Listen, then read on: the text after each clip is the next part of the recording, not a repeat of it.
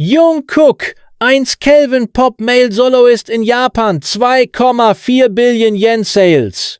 A phrase that resonated not only in the city center, but throughout the Japanese media, from Oricon News to NHK Entertainment Weekly. This atmosphere is not just a musical achievement, it's history.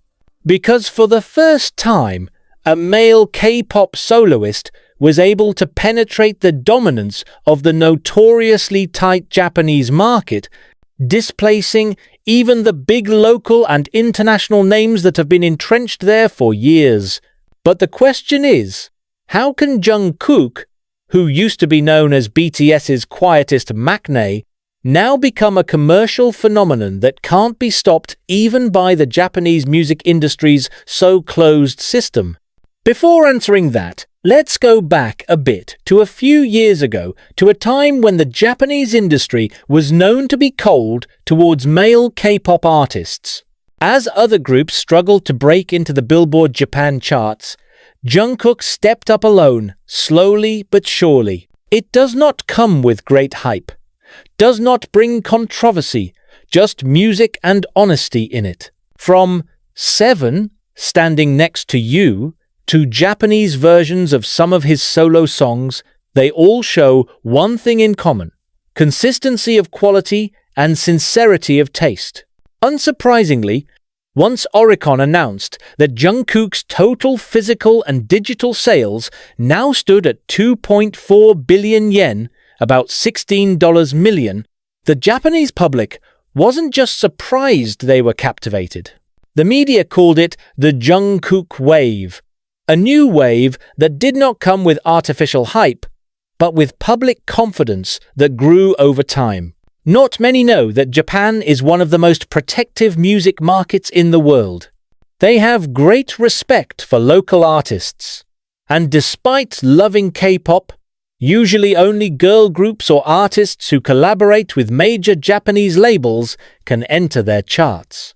But Jungkook, it comes in its own way through production quality and an emotional approach that is globally designed but still acceptable to Japanese ears. When the song Seven launched, many analysts thought it would only be a momentary trend on streaming platforms. But as it turned out, the song lasted more than 20 weeks on the Japan Hot 100 chart. Moreover, the physical sales of Golden's album even broke a figure that overseas artists rarely reach: 850,000 copies in just the first 2 weeks. For Japanese industry, this figure is astonishing. One Music observer, Hiroshi Tanaka, called Jungkook a rare market anomaly. He said, "Usually, outside artists need adaptation, but Jungkook did not adapt. He built his own space in the hearts of Japanese listeners." Uniquely, Jungkook's approach to music hasn't changed much for the Japanese market. There is no forced Japanese version, no original translated lyrics. He chose to perform with a global language, but convey emotions with universal expressions. And that's what makes it acceptable. Japanese audiences are known to be sensitive to authenticity, and they find that in Jungkook's voice. If we talk about Jungkook today, it's hard to tell the difference between an idol and a real artist. The Japanese highly value the concept of artistry, something they see strongly in Jungkook's figure. In an interview with the Japan Times, a journalist described Jungkook's presence in the Japanese music scene as almost spiritual. It's not just selling music, it's bringing experiences. His every appearance on Japanese TV, from music station to FNS Song Festival, is always in the spotlight. Not only because of its flawless performance or almost flawless visual appearance, but because it carries a humanistic energy. He is not trying to be extraordinary, he is present as himself.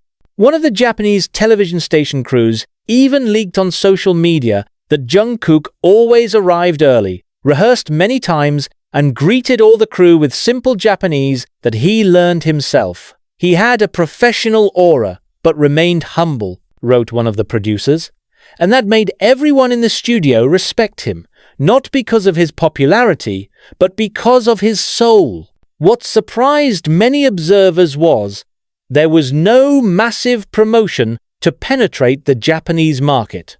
There are no exaggerated billboard campaigns, no special events like other K-pop artists who often rely on giant fan meeting. Jungkook just launches into music and performs, yet his every move has an incredible impact. This is what the Japanese fans later dubbed as Jungkook's quiet storm.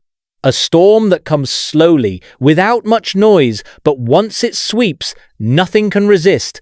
In terms of sales, Jungkook's albums and merchandise now rival well-known local artists such as Kenshi Yonezu and King Gnu. Even at the Shibuya Tower Records music store, Jungkook's special shelves always run out in just a matter of hours. Fans in Japan often upload photos of long queues forming just to buy physical CDs, something rare in this digital age. And interestingly, all of that happens not because of complicated marketing strategies, but because of emotional relationships. Jungkook has a reputation for never lying to his audience. Whether at concerts, interviews, or daily content, he always brings out the human side of what he is. That honesty is now proven to be stronger than any marketing strategy. Jungkook's rise in Japan is symbolic of a major shift in the way the world views K-pop. If in the past, Korean artists had to adapt to be accepted in foreign markets, now it is the opposite. The Japanese public is adapting to understand Jungkook. Pop culture expert from Keio University, Professor Ayumi Nishida, said that Jungkook has become the ideal face of music globalization. He explained that Jungkook's influence was not just on sales figures, but on how he expanded the concept of idol. In Japan, idols are usually expected to be perfect, always smiling, always looking cheerful. But Jungkook comes with his realistic side. Sometimes he is silent, sometimes he is introspective, sometimes he just appears as he is, and that is precisely why he is loved. Japanese fans don't see Jungkook as an overseas figure, but as an artist they grew up with. From Begin to Standing Next to You, they witnessed his evolution not as a global star, but as a human being who is constantly learning. Now, with sales breaking 2.4 billion yen and Jungkook's name topping the list of best-selling non-Japanese male artists this year, many are speculating that this is just the beginning of a new era. Rumors are circulating that several Japanese labels are scrambling to work together on a major collaboration project. There will even be an exclusive concert at the Tokyo Dome in mid-2026. However, as usual, Jungkook has yet to confirm anything. He remained silent, probably in the no real achievements do not need to be announced. He spoke through his work. One thing is for sure, the 2.4 billion yen figure is not just a sales statistic.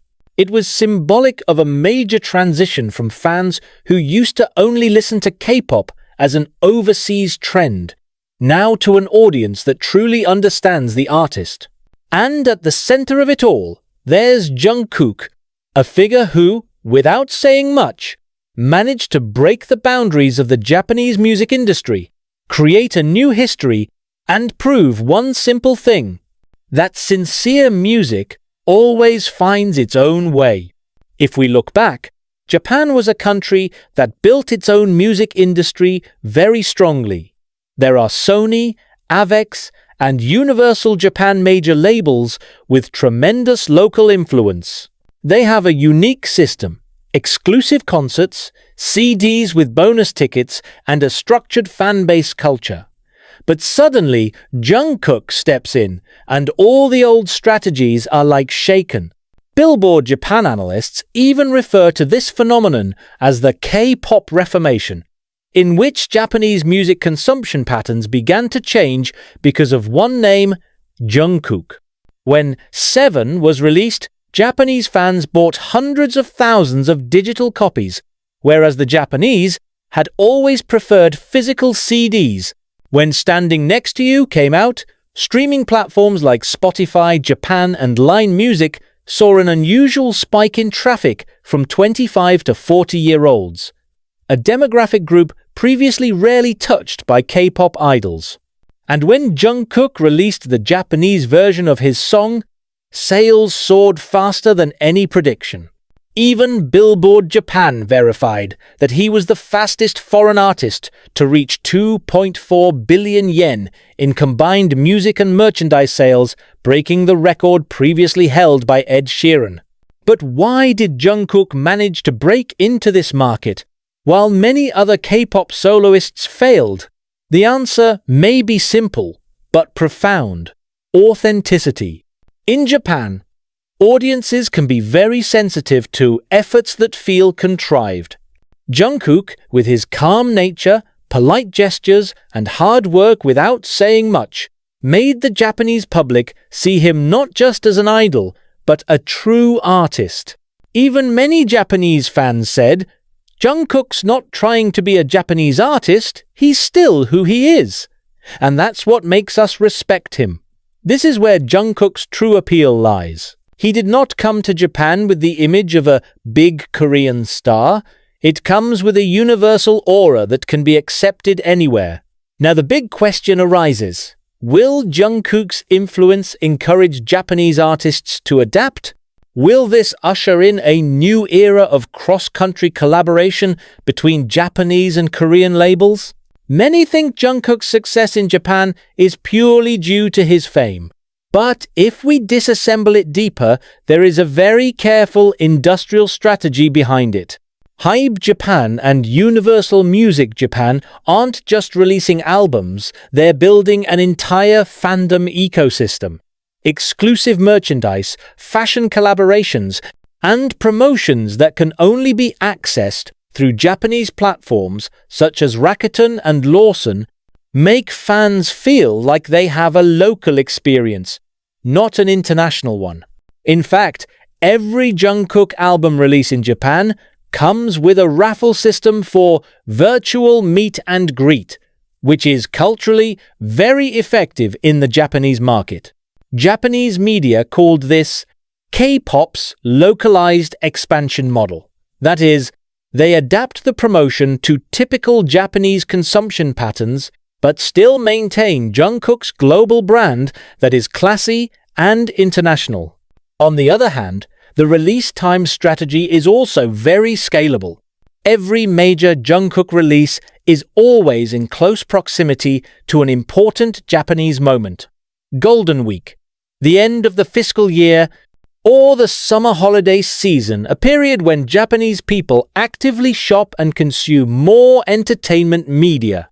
Even the placement of billboards and video ads in Shibuya and Harajuku is set to sync with national events. The result? Not only music sales soared, but also Jungkook's brand value in Japan rose significantly.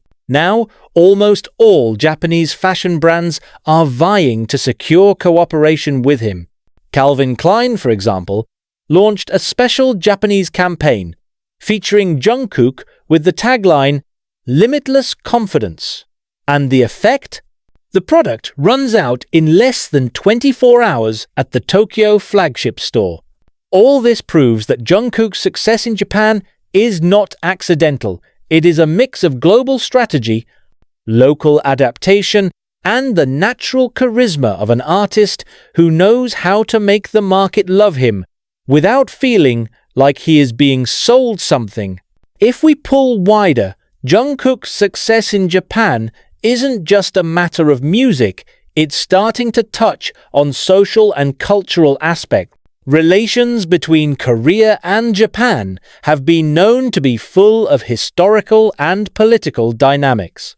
But through pop culture, there is a new bridge under construction, and Jungkook is one of its main architects.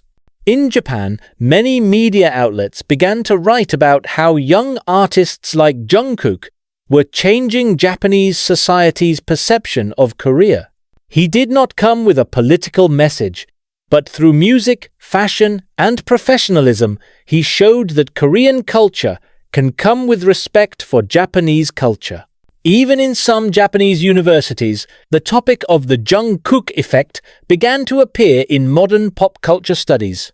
They discussed how one artist can influence cross-border interactions without the need to talk about diplomacy. Japanese fans also began to form cross-country communities, interacting with Korean fans through online platforms, creating a new space for cultural communication. From here comes an interesting question. Is Jungkook now more than just a K-pop artist? Is he acting as a cultural icon that smooths relations between countries? To be clear, the 2.4 billion yen figure isn't just about money, it's a symbol of something bigger, cross-border acceptance. And if this trend continues, it is not impossible that Jungkook's name will be recorded not only in the history of music, but also in the history of modern East Asian relations.